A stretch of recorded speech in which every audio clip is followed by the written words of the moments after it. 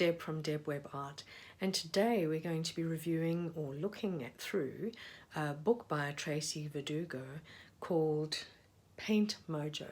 Sorry, you know when it suddenly goes out your head. It's a mixed media workshop, and it's about creative layering techniques for personal expression. And do you know what I love about this book? It really does link the personal expression side of things with painting and that sort of thing. So it's kind of like it weaves in poems, it weaves in songs, it weaves in many different mixed media techniques, color, the whole thing comes together.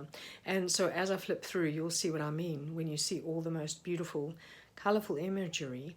And some is just beautiful writings by various artists. So it's not just all from Tracy, a large amount of it is, but then she also has some guest people in on the book who actually some of them share their workshops and some share their words as well. So it's a bit of fun. Join me as we look through the book. Just look at these contents: sacred marks, inspirational around, throwing out the rule book, coming together. It's packed full of wonderful topics.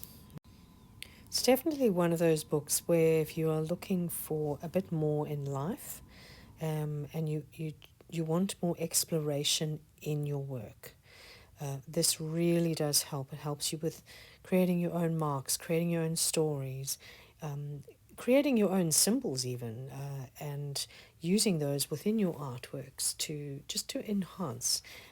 So it really does throw out the rule book, you know. It's a lot about mixed media, not only mixed media, but like there are quite a few mixed media things. Mark making, which is a huge part of creating art, is making those marks. Even if it's brush strokes, it's making the marks. So it's definitely got some very inspirational things, and of course also step by step. So if you wanted to, you could go through this book and pretty much do a lot of step by step work. On the other work, you would be completely inspired, really.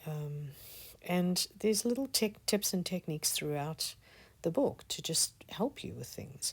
I've used some of these in my own work just as a way of enhancing. And it's really important in this book. What I have found is that it helps you to accept that all the different things that you create, and to not actually go into the whole place of criticism, but to rather sit in the accepting of yourself.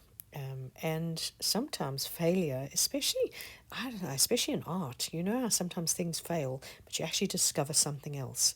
And this is very much, it's just telling you to listen to yourself and to not be that person who criticizes. So it's a really inspiring book, I found.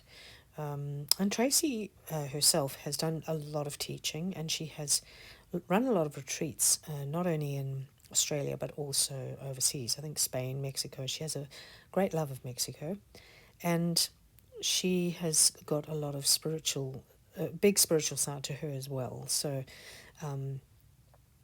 it comes through loud and clear in this kind of book. If that's you, if you are really enjoying your own journey and your own explorations about life, and you're wanting to use your artwork to just bring it all together, then this book can really guide you in that, because of all the ideas, because of all the just the inspirations that come from it.